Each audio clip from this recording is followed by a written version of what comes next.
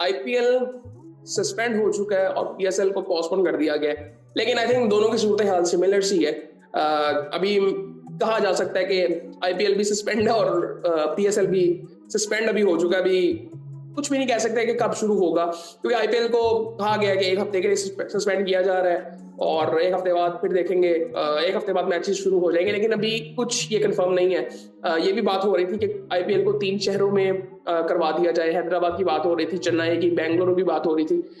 इसी तरह अगर पीएसएल की बात करें तो पहले बात हो रही थी कि यूए में मूव कर दिया जाए, लेकिन टेंशनें कुछ ज्यादा हो गई हैं, स्पेशली पिछले कुछ घंटों में। अगर देखा जाए पिछले 24 घंटों में और पिछले 72 घंटों की अगर बात करें तो बहुत सी चीजें हो गई हैं दोनों कंट्रीज की तरफ से। सो आई थिंक बहुत सीरियस सिचुएशन है।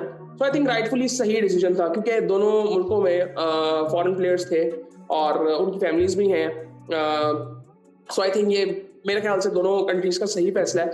और प्लेयर्स ने भी अपना, मतलब उन्होंने कहा था कि यार हम जाना चाहते हैं। सो बट आई थिंक और सब कई प्लेयर्स ऐसे कह रहे थे कि आईपीएल में भी आई थिंक रिकी पॉन्टिंग की बहुत बात हो रही थी, वो कोच भी और कई प्लेयर्स भी थे। पीएसएल में भी आई थिंक प्लेयर्स ने कहा होगा, और बिल्कुल ठीक है, बिल्कुल जरूरी चीज है आई थिंक ये। और पीएसएल मैनेजमेंट ने, उन्होंने तो आई थिंक अपने उसमें कहा भी है, जो प्रेस रिलीज किया उन्होंने, कि हम मतलब इस चीज की हम रिस्पेक्ट करते हैं, और कई प्लेयर्स ने ये कहा भी है। तो आई थिंक ये बिल्कुल ठीक है, ऐसे करना चाहिए था। और इसके अलावा क्योंकि इस वक्त जो सिचुएशन है आई थिंक वो बहुत इंपॉर्टेंट है। सो आई थिंक इस वक्त इससे ज्यादा बात कर भी नहीं सकते, और आई थिंक सबसे इंपॉर्टेंट चीज क्रिकेट इस वक्त है भी नहीं। सो ये सूरत हाल थी। बाकी आई थिंक इसके अलावा हम कोई इतनी खास बात कर नहीं सकते।